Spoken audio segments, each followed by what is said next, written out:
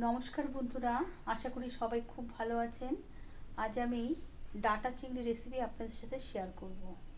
তার জন্য আমি এখানে নিয়েছি আলু, পটল, কুমড়ো আর কাঁঠালের বীজ, কাটোয়া ডাটা, টমেটো আর বড় বড় চিংড়ি মাছ নিয়েছি 200। ভালো করে ধুয়ে আমি কেটে গুছিয়ে নিয়েছি।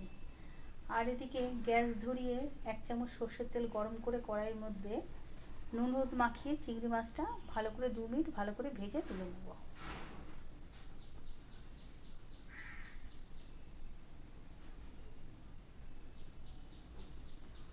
ওই কড়াইয়ের মধ্যে পরিমাণ মতন সর্ষের তেল গরম করে সাদা জিরে, শুকনো লঙ্কা দুটো তেজপাতা 1 মিনিট ভালো করে ভেজে কেটে রাখা আলুটা দেব, পটল আর কুমড়ো আর কাঁঠালের বীজ দিয়ে বেশ ভালো করে 2 থেকে 3 মিনিট ভেজে নেব।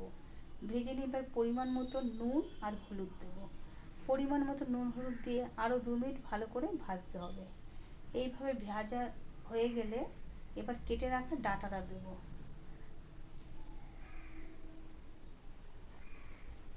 ডাঁটাটা দিয়ে আরও 2 থেকে 3 মিনিট ভালো করে ভেজে নেবেন। নিয়ে টমেটো যে একটা কেটেছিলাম সেই টমেটো কুচিটা দিয়ে দেবেন।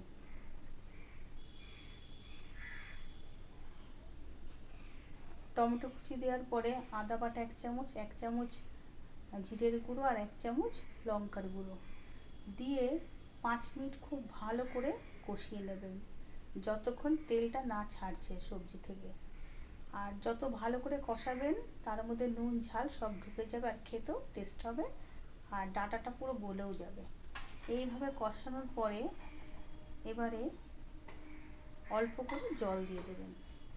আমি কিন্তু বেশি জল দেবো না, যেহেতু এটা অনেক মাখা মাখা টাইপের একটা তরকারি হবে, ওই জন্য জলটা আপনারা বুঝে সুঝে দেবেন। আমি অল্প জলই দেবো। জল দিয়ে যে চিংড়ি মাছটা ভেজে রেখেছিলাম সেই চিংড়ি মাছটা দিয়ে দেবো। আর যে বাটিতে চিংড়ি মাছ রেখেছিলাম সেই প্লেটটা ধুয়ে একটু জল দিয়ে দেবো।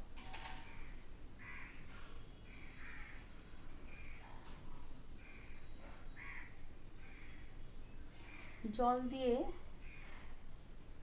একটা ঢাকনা দিয়ে আমি 5 মিনিট ঢেকে ফুটিয়ে নেবো, যাতে সবজিগুলো ভালোভাবে সেদ্ধ হয়ে যায়। 5 মিনিট বাদে আমি ঢাকনি তুলে আপনাদের দেখাচ্ছি। দেখুন জলটা অনেকটাই কমে গেছে আর ঢাকনার দরকার নেই দেওয়ার। এবার আমি ভালো করে নাড়িয়ে নেব সবজিগুলো। আর এতে আমি মিষ্টি দেবো না, কারণ এটা চিংড়ি মাছ যেহেতু দিয়েছি ওই জন্য এতে মিষ্টি দেবো না। এইভাবে ভালো করে আরও 5 মিনিট কষাবেন। জলটা যখন কমে যাবে তখন নামিয়ে নেবেন। আর নামিয়ে আপনাদের দেখাচ্ছি কেমন হয়েছে।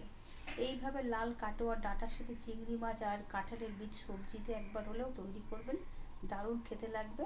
আর ভালো লাগলে অবশ্যই আমাকে জানাবেন।